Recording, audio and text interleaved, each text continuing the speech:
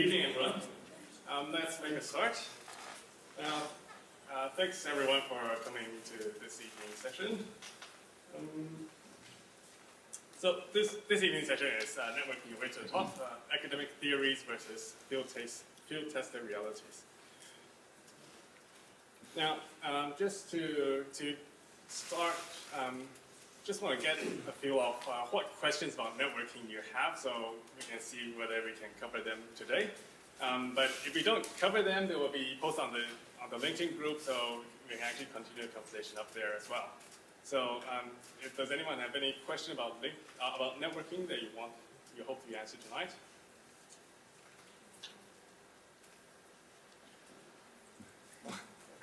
Yes? How do you get over the awkwardness of approaching someone? So how to get over the awkwardness of approaching people? Any other questions? No questions? Really? Yes?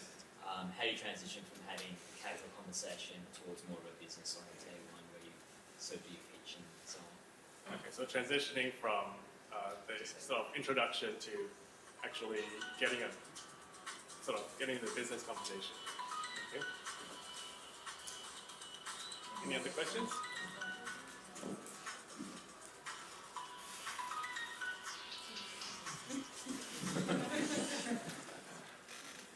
Any other questions about networking? Oh. Okay, well, let's just, I'll just get started then. Well, the speakers today are Ben Leong and Michael Conn.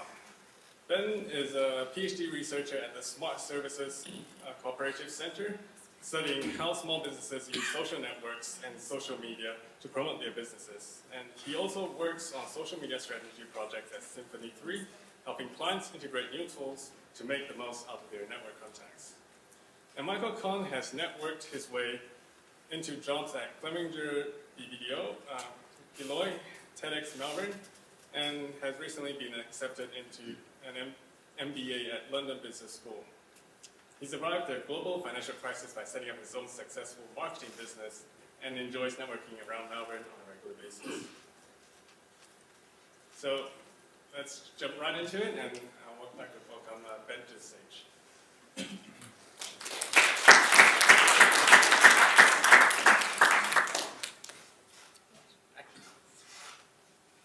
Okay, as Enoch mentioned, my name's Ben Leong. I'm almost at the end of the PhD. I've been working for the last 3.5 years at RMIT, looking at small businesses around Melbourne, and particularly focusing on how they're using social media, exploring the types of uses that they find for different social media tools, the kind of learning curve that they go through when they're adopting new technologies into their business. And one of the areas that has come out of that is becoming fascinated by how networks of people work. So my job here, we've sort of got the two opposed points of view for our setup. I'm in the red corner. I'm presenting the academic side of what we're up to tonight. So I will get started. So I'm going to be talking about structural elements to do with how networks function. Social networks are essentially made up of people and the connections between those people.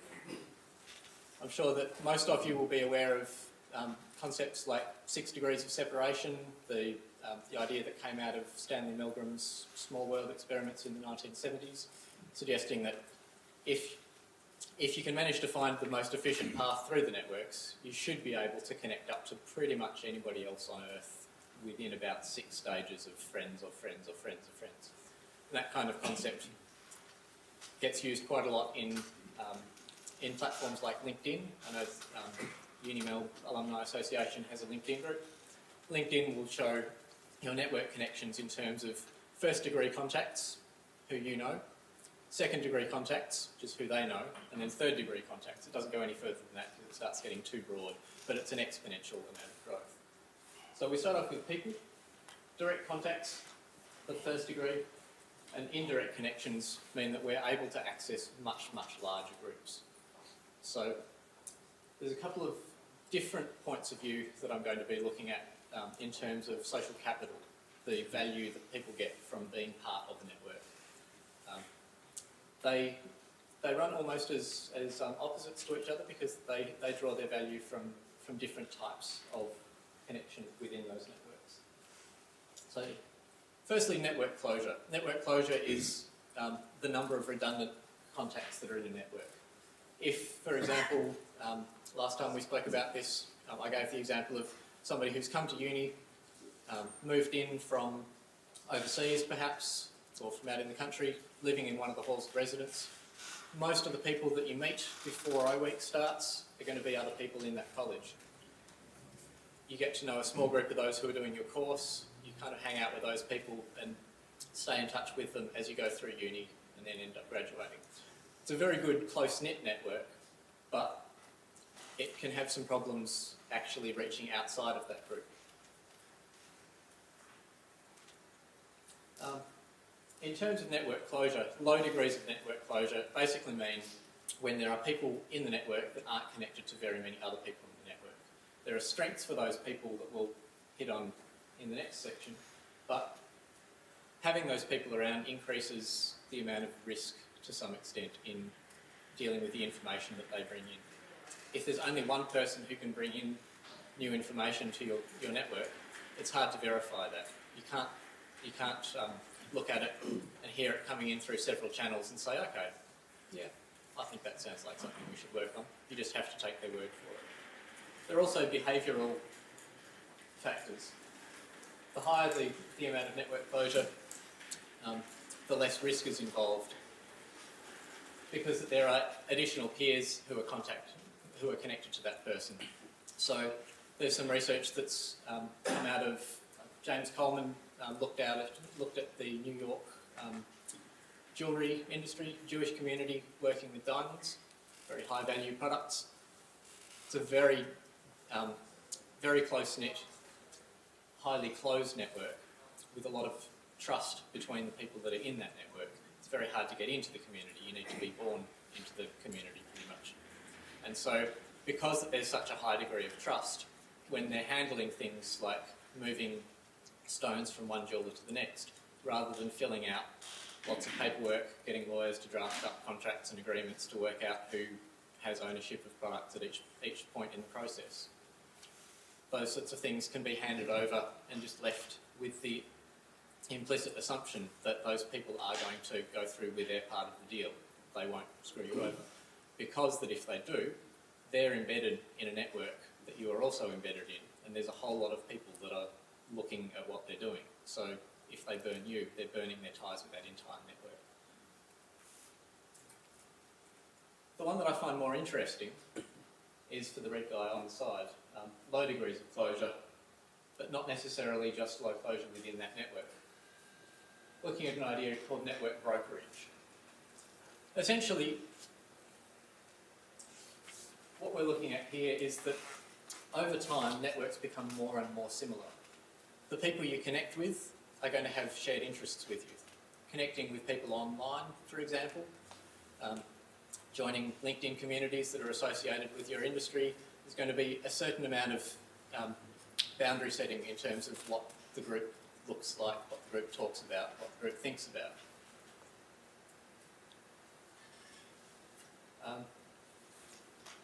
That means that over time, that group becomes more and more and more homogenous, to the point where you can run into problems finding out new ideas. Particularly this happens with Australian political journalists and Twitter.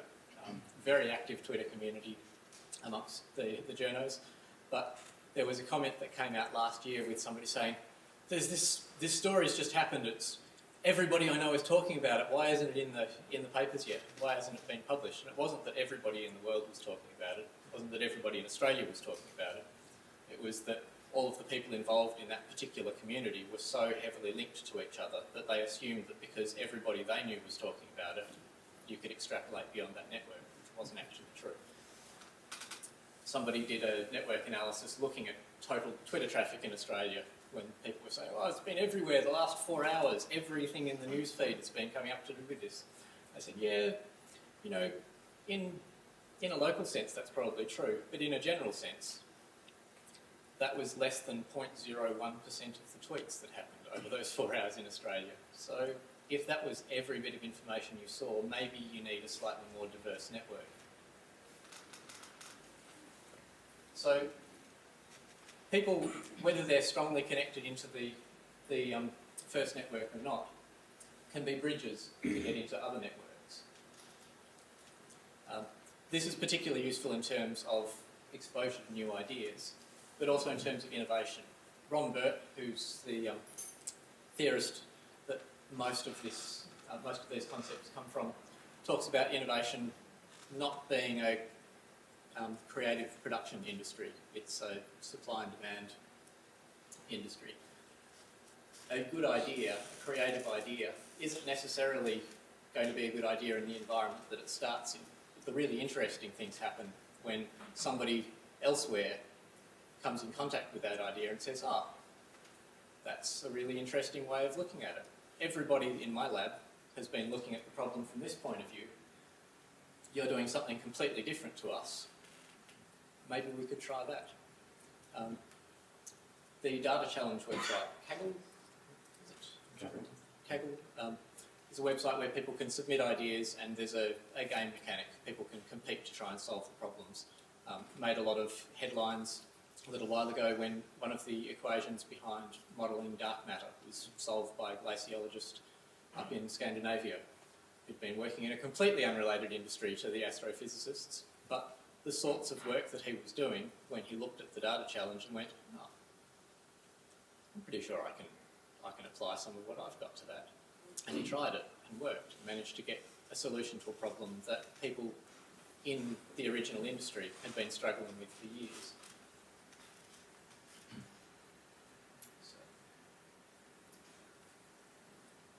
So the people to look out for in this sense are the people who connect closed networks to other networks. The concept here is often called structural holes in knowledge gaps that exist between organisations or between groups of people. And the people who connect into lots of different communities are quite valuable. It's a brokerage role. They're the person who can be most useful to people on both sides, or three sides in that case, by transmitting information back and forth across. It's why a lot of social media communities work best when people are sharing, not when people are trying to hoard information. Your information isn't necessarily always valuable because that it's private and it's yours. The information can be valuable because that you were the person who managed to get it into the communities where it does things that are useful. So, we've seen a couple of ideal examples, cartoon examples of social networks. Does that actually play out in the real world? Well, if anybody has a LinkedIn account, I recommend having a look at the LinkedIn Maps feature. You can plug your account details into it and it will draw you a network diagram. That network diagram, in my case, looks like this. The colours aren't something that I've set. It joins the colours together based on, or it assigns colours to things based on how similar people are based on numbers of shared connections. And you can see that there are actually quite a few distinct communities that are in there. This person in here is the friend of mine who introduced me to my workmates, or my now workmates at RMIT, and said, you're interested in this stuff, maybe you should think about doing a PhD. That group there is the RMIT researchers. This group here is the rest of the Cooperative Research Centre. So there's only a few people, like Julian, our old research director, who was the interface between the students in all the universities and the staff within the research centre. So those two didn't form into one cluster, they've stayed as two discrete entities because there are a few people in brokerage roles that connect them together. It's interesting looking at this. You can, when it's a live version on the screen, you can click on any of those people and see who they are and sort of test your own assumptions about how well you're connected into different networks. And probably worth a look for anybody who does have a LinkedIn account. Have a look at it and think about what roles does each of those connections play. So,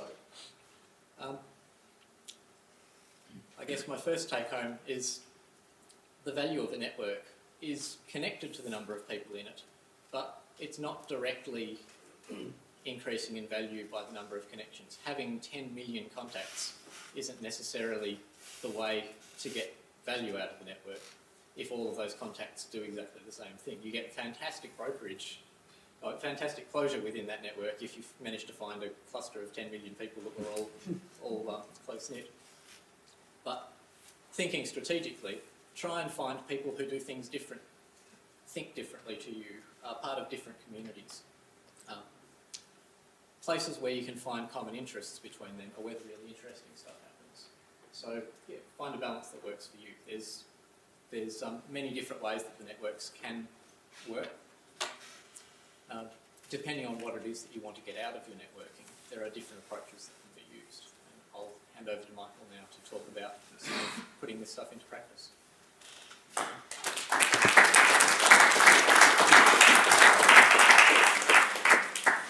I've got a bit of a loud voice, so hopefully that's all right down the back. So when I first spoke to Enoch about this event, the way that the idea came up was I was just really talking to him about my story, my background, and he was really keen to run a networking night, and so I kind of told him what networking meant to me and what I've been doing, and so I thought I'd open up with kind of like my story that I told Enoch. So how networking has really impacted me and the examples that I gave him. So as Enoch touched on a little bit earlier, when I graduated from Melbourne University, I was very fortunate. I got a great job as an accounting, advertising executive, different to accounting, at Clemens BBDO. And the way that came about was, it was really just about getting your foot in the door and just meeting people. I got really lucky in terms of meeting that first person. A family friend of mine introduced me. And the way that came about was I was in my final semester, part-time university, having fun. I was looking for that work just to kind of transition to a career job. And I managed to get a small job at a small accounting advertising firm, everyday accounting. And I just had to help them with a pitch. And I just really focused, made sure I gave them a really good brief, and they ended up winning the pitch, and they really liked me. They wanted me to work for them. And I said to them, look, I'm really excited. I want to work for you, but I'm graduating from university. You're a very niche company. I'm looking for a very broad experience. And he goes, oh, well, why don't you go talk to this gentleman at Clemens BBDO? I'm like, okay, cool, go home, Google who Clemens is. And it just so happens that it was the #1 advertising creative agency in Australia at the time. So I'm like going for that interview, so that was good. But it was a really good experience there. I worked there for a year and a half, had some really good times, and it was the first professional job I had, so I just kind of knuckled down and just worked, because that's what it was to me.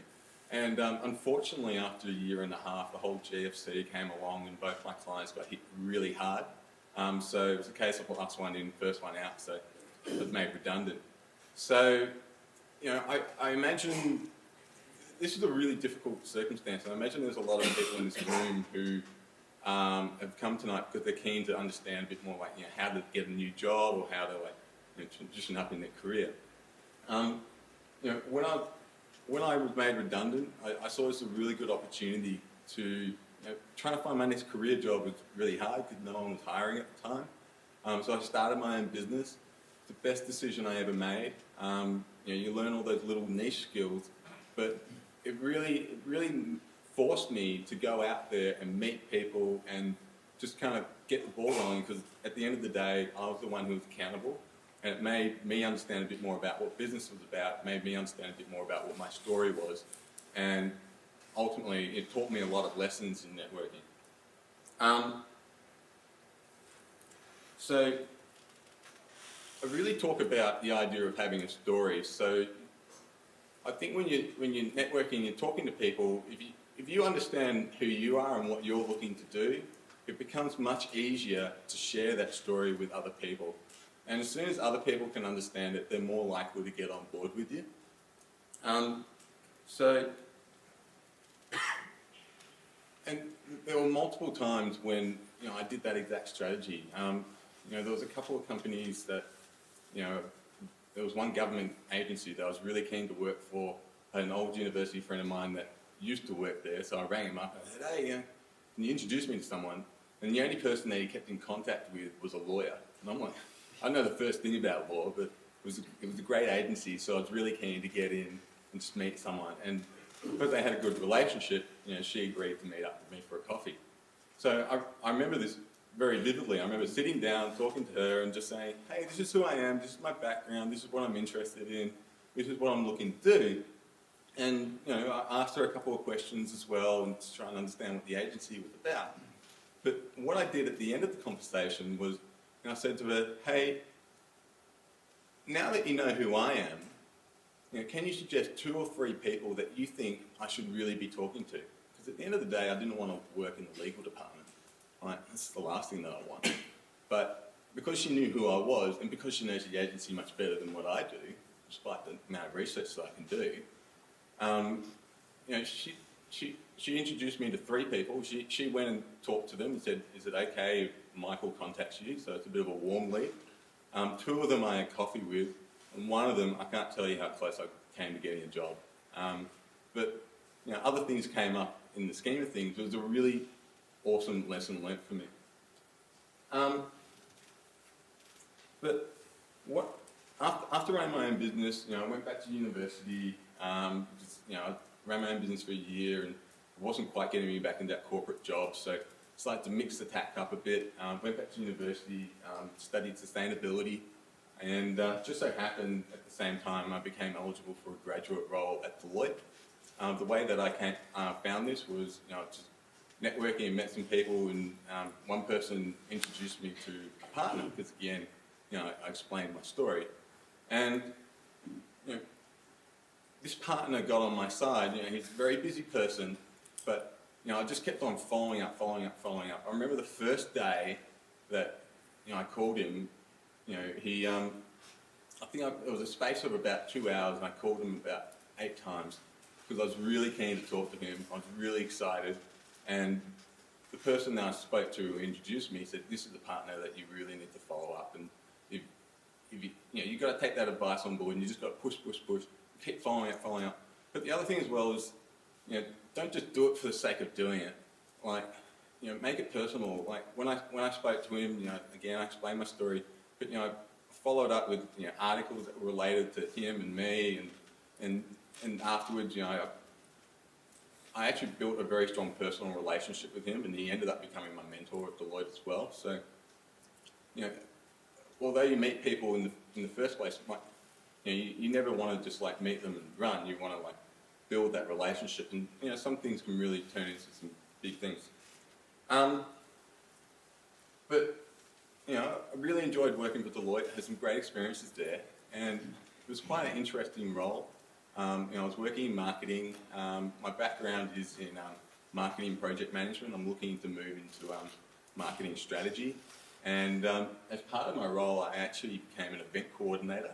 It wasn't exactly something that was on my career plan.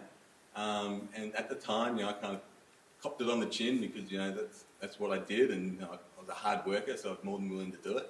I ended up talking to my career counsellor, and we ended up changing into another role, so I was very happy with that. But it was interesting, because I kept on going out to all these networking evenings, and one evening I actually went down to the Hub Melbourne, which is a social incubation space, and I met a gentleman who runs TEDx Melbourne. And TEDx Melbourne, to me, is awesome. The Holy Grail. It's a great place. If anybody here has heard of TED, if you haven't heard of it, I highly recommend checking it out. It's like YouTube for nerds. It's awesome. And so TEDx Melbourne is the local chapter of it. And I got talking to him about what it was, how it could help, etc. But because I had that event experience, he was like, oh, I really want you on board. So, sometimes getting, that diverse experience, things that you wouldn't normally do can really be beneficial. And again, sometimes you can get some new insights from it. You meet new networks that we were talking about before that you wouldn't normally meet. So I always like to throw myself into these different challenges, try and meet different people, try and just, I'm not doing anything this Saturday afternoon. I've heard about this thing on meetup.com, so I'm just going to go to that, and there'll be 15 people. I don't even know who they are. It's probably 4 degrees of separation. Not 6, because they're in Australia. But, you just got to throw yourself out there and get those diverse experiences. and you're going to learn a lot about who you are as well, because you're going to talk to a lot more people. And just finally, now that I'm towards the end, the next steps, as Ben said, I'm actually on a plane tonight, flying off to London to go to London Business School's MBA program. Really excited. But one thing I'm already doing is I'm trying to work out contacts that I have over in London.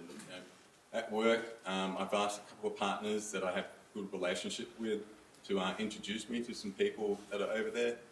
I'm an innovation enthusiast, and Deloitte over in London actually coincidentally sponsors the faculty for innovation and entrepreneurship at London Business School. So I'm like, I've got to get to know someone. And I spoke to a couple of partners and a few directors, and they've given me a few names. So instead of getting over there and like waiting for something to happen and hoping for it, I'm trying to be a bit more proactive and trying to make things happen as well. So it's been some really interesting experiences. So that's kind of like my story. In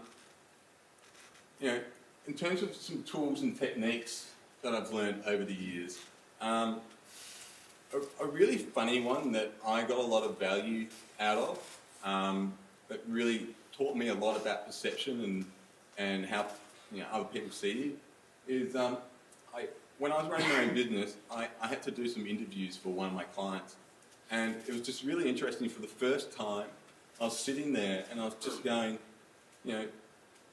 I'm asking a question here, and I'm just looking for you to give me like a solid answer. Just give me 2-3 points that are relevant, and I'm going to go, hey, you're great, because I'm just looking for a few key things. And you do that, I'm going to love you, and I'm going to give you the job. But I can't tell you, more often than not, when you meet people, I'm sure there's people in this room that have interviewed people as well. More often than not, they're not giving you that information, and you find it hard to connect. You find it hard to understand who they are and how you can connect with them. And I really took that experience of interviewing and I kind of flipped it around. I'm like, okay, well, I'm interviewing or I'm networking with people or I'm meeting people for the first time. What's their perception? How are they thinking about me? What words am I saying that could introduce and influence their opinion about me?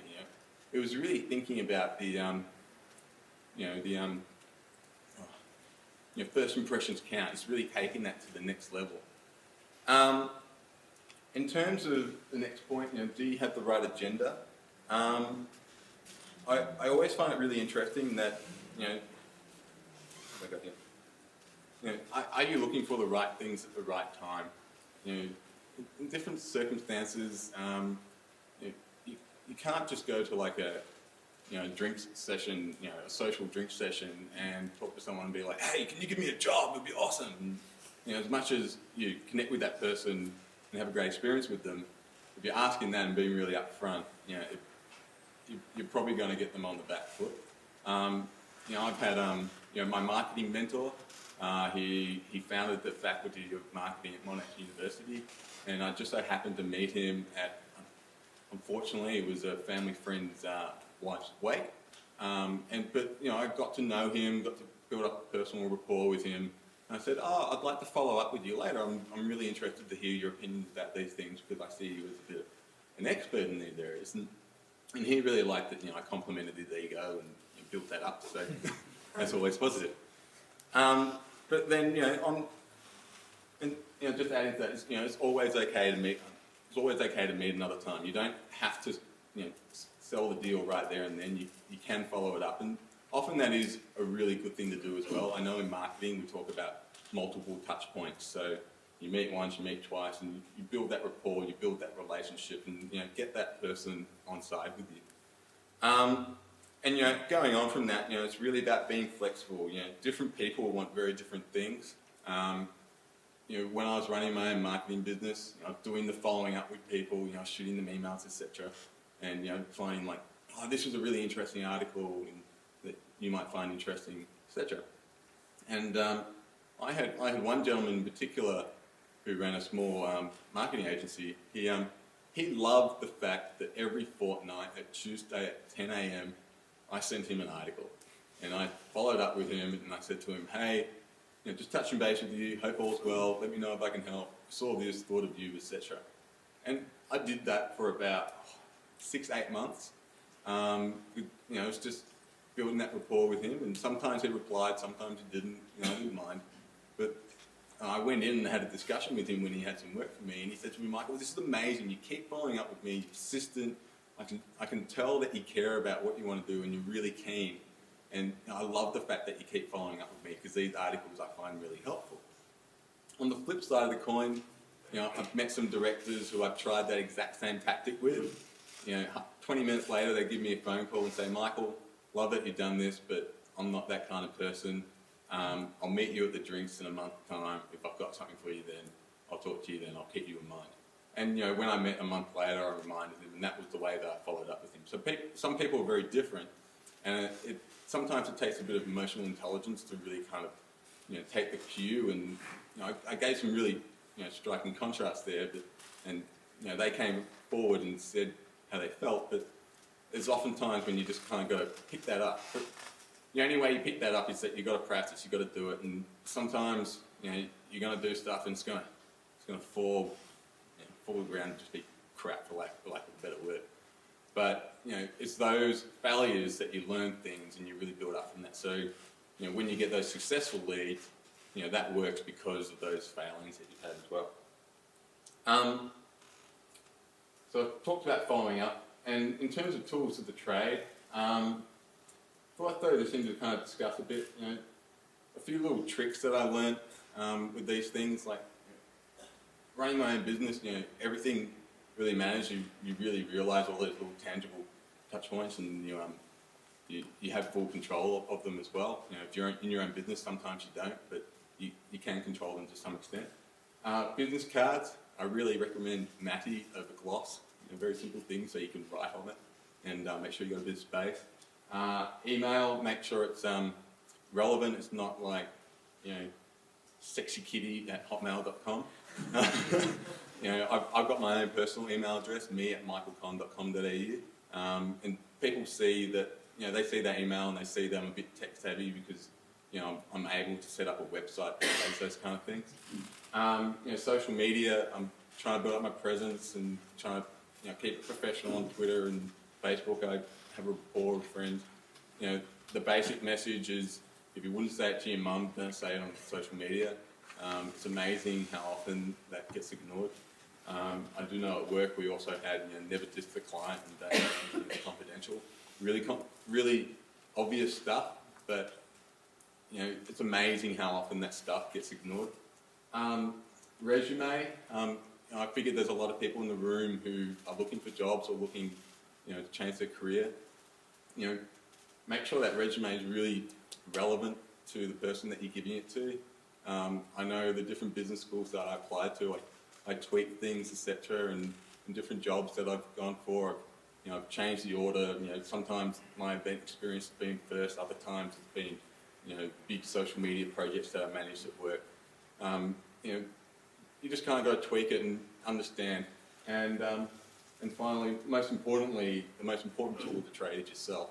You know, I've been speaking a lot about, you know, understanding your story, understand who you are, and you know, to me, you really got to network and meet people, and the more you talk about it with people, the more you'll get better at expressing who you are. And it might be, hey, you know, I've just graduated from university and I'm looking to understand, you know, what's next for me.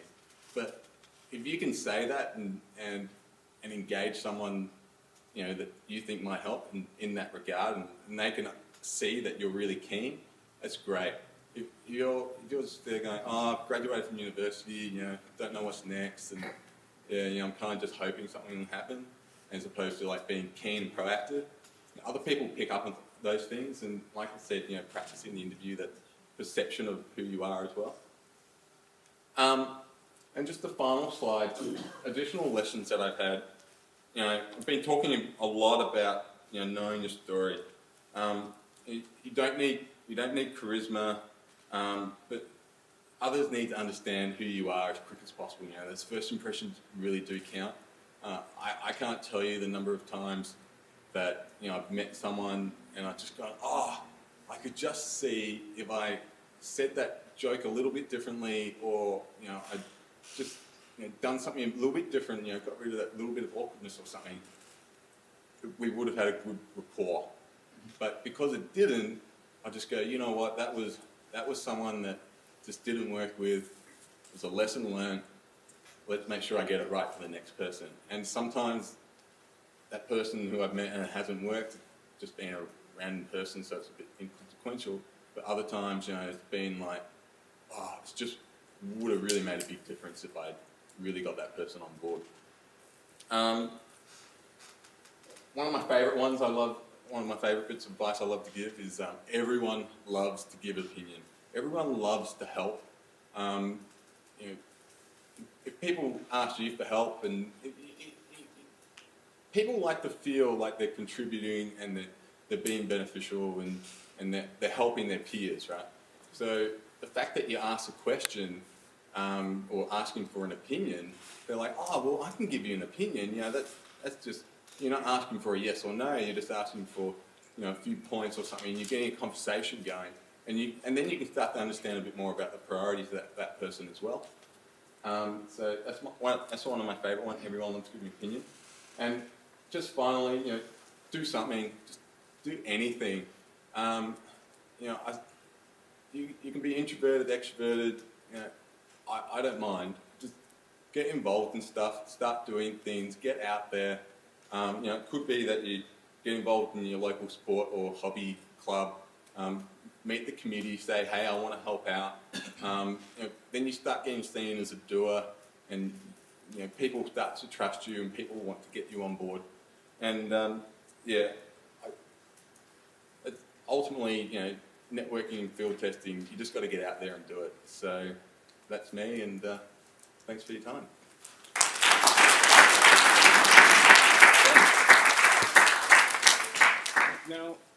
Now we have time for question and answers too. So whatever questions about for either Ben or Michael, you can ask now. Hi, I just think that the dynamics of networking has changed dramatically over a short period of time. People are using a lot more social media like LinkedIn and Facebook to sort of, I guess, bridge those, networking groups to new areas. My question is, what do you think is more effective these days? Should we be focusing on that more, or also not losing track of the other traditional methods, like, say, cold calling or conferencing, and those sort of things that people traditionally use or still do use to sort of make connections? Are they still effective, or are they becoming irrelevant?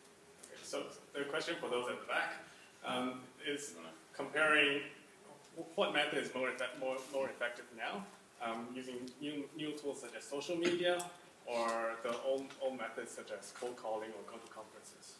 You want to get that, Ben? Sure. I think you obviously need a mixture. The one thing that I don't see as being particularly relevant is cold calling, because there is enough information out there that you should never really need a completely cold entry. If you know the name of the person that you're needing to get in contact with, there should be enough information out there for you to at least find out their name, their organisation. You might not have a direct link to them, but you might know other people in their organisation. You might have friends who are on good terms with other people in their organisation, using things like particularly LinkedIn for professional contacts. Just spending a couple of minutes, the expression I heard the other day was a 3x3. Before you make the phone call, spend 3 minutes, find out 3 things that you have in common with that person, and then go from there, so that you've got something to go on, instead of saying, aha, you've never heard of me and have no idea why I want to talk to you. I'm going to fire an elevator pitch at you because we've got 30 seconds and I've practiced this. It's not going to work. It works sometimes, but there are more effective ways of getting into it. Yeah, I agree that the dynamics definitely are changing. Social media is definitely becoming more prominent. You know, just 2 days ago, I had coffee with a gentleman who's the director for planning for one of the big advertising agencies. And it just so happens that we're both innovation enthusiasts, but the way that we met was through Twitter. And you know, I've been having conversations with him on Twitter for the last 6 months, and it just so happens, because I'm leaving, I'm like, hey, we should catch up, we should do something, because you and I, it's clear that you know, we're on the same wavelength.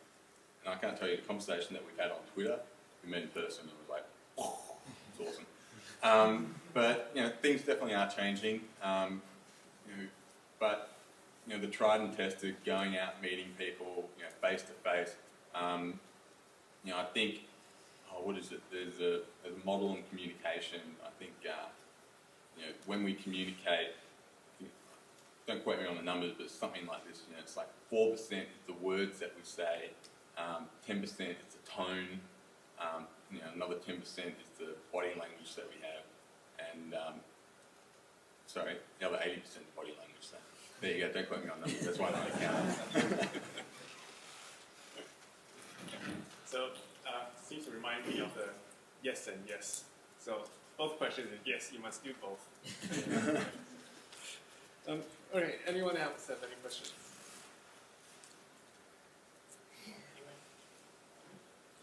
I might just follow on from that through. Just briefly to follow on from trying to do both. You're not trying to do both as separate entities. There are particularly through sites like meetup.com, people have kind of discovered that it's really useful bumping into people that you don't know but you have some sort of shared interest with. There's a lot of ways to use social media to be able to get into face-to-face situations with people that are going to be doing something you're interested in but that you won't have met before. The example I was using last time we talked about this was, to me, the single most valuable networking event that I've been to was not designed as a networking event at all. It's a group called Social Mel, originally for people who work in or with or around social media in Melbourne. Every Friday morning from 8 till whenever the last person's gone, so 8 till 9:30, 8 till 10, they meet in the city in a cafe called £1,000 Bend. Anybody can come in and go, and I've probably met about 700 or 800 people over the last few years through that group. And as the founder of that group pointed out, it's kind of self-selecting. The people who go there go along because that they have shared interests. They know that they're going to meet people who are interested in connecting with other people, and then you see what happens after that. It's not a case of shake as many hands as you can and hand out as many business cards as you can. It's a case of get to know people and develop that sort of rapport, make friends, find out more about people. If you can help them out, sure, share information, put them in touch with people that you know. But from that, the most valuable connections that I've made in and around Melbourne have all come out of that group. So, and there's a bunch of other groups that I like. So, at the start, there was a question about getting over the awkwardness. I think Michael covered knowing your story and telling. Do you feel that your question has been answered, or do you have more follow-up? Yeah, I think it's Might also add that the more practice you get, the better you get at it. And I think just asking for opinions, it can be challenging when you're in like a social networking night, and you don't know the person, and no way you can do that pre-research. I really like that. But just have a few questions that are relevant. It's like on sustainability. It's like, I hate to get political, but you talk something about Tony Abbott versus Julie Gillard, and the whole carbon tax. But you can easily come up with a couple of questions that you just know before you go in, and they're just your backup. And you say, "Oh, hey, how you doing?" And I personally try to avoid the and so what do you do for a living? I try to find out a little bit about them first, and then ask them, and I go, so that would be relevant to what you've just been telling me. And then they go, wow, like, you've just been listening to what I've been saying. So, you can have that impact within a minute, as opposed to just doing the standard, hi, my name's Michael, I'm a marketer. What do you do? With the other, yes? So just a follow-up Yep. on that. So do you make it a rule never to start off with what do you do? So how are you, what do you do? And then as a profession, and then kind of start from there? Or do you kind of think of a random kind of question to ask them? Yeah, so the question, for those at back, is do you try to avoid starting out with what do you do? Yeah. Yeah, I tend to try to do that. There's going to be circumstances when you're going to be there and it's like, so hi, my name's Michael. So it's hard to get that bit of relationship, and you might need to open the door a bit more. And asking what do you do is one of the easiest questions you can ask, and most people have that spiel ready to go. But yeah, I personally think the more you can find out about a person before you ask all the those stock standard questions, you come across as a little bit different. You come across as someone who is smart and switched on, and like I said, you can begin to tie in those other elements and be perceived as a smarter person if you're not. So, I mean, I'm blind that on myself, not you. And another idea to follow on from that, it's much easier to network in a group environment.